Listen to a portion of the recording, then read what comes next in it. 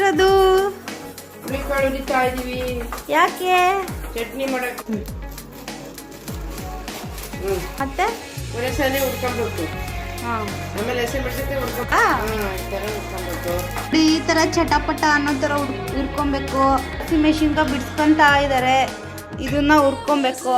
ಸ್ವಲ್ಪ ಎಣ್ಣೆ ಹಾಕಿ ಈ ತರ ಹುರ್ಕೊಳ್ರಿ. ನೋಡಿ ಫ್ರೆಂಡ್ಸ್, ಈ ತರ ಹುರ್ಕೊಳ್ರಿ. ಸ್ವಲ್ಪ ಎಣ್ಣೆ ಹಾಕಿ ಹಸಿಮೆಣಸಿನಕಾಯಿನ, ಅವಾಗ ಗ್ಯಾಸ್ಟ್ರಿಕ್ ಪ್ರಾಬ್ಲಮ್ ಆಗಲ್ಲ. ಇದಾಯ್ತಾ ಮೆಣಸಿನ್ಕಾಯಿ? ನೋಡಿ ಇದಾಗಿದೆ. ಇದನ್ನ ಹುಳ್ಳಿಕಾಳು ಜೊತೆಗೆ ಹಾಕ್ತಾ ಇದ್ದಾರೆ. ಈಗ ಶೇಂಗಾ ಬೀಜ ಹುರ್ಕೊಂಡು ಶೇಂಗಾ ಬೀಜ ಹಾಕಿದ್ದಾರೆ. ಇದನ್ನ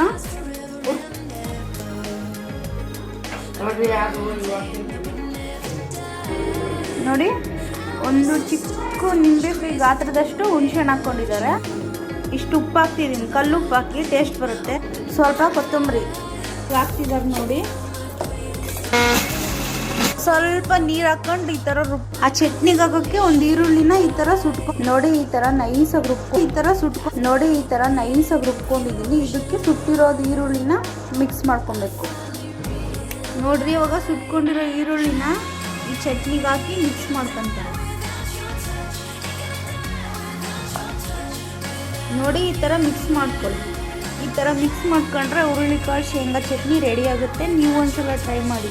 ಹಾಗೆ ನಿಮಗೆ ಈ ರೆಸಿಪಿ ಏನಾದರೂ ಇಷ್ಟ ಆಯಿತು ಅಂದರೆ ನಮ್ಮ ಚಾನಲ್ನ ಸಬ್ಸ್ಕ್ರೈಬ್ ಮಾಡಿ, ಲೈಕ್ ಮಾಡಿ, ಶೇರ್ ಮಾಡಿ, ಕಮೆಂಟ್ ಮಾಡಿ. Thank you for watching. Bye. ಮತ್ತೆ ಸಿಗ್ತೀವಿ.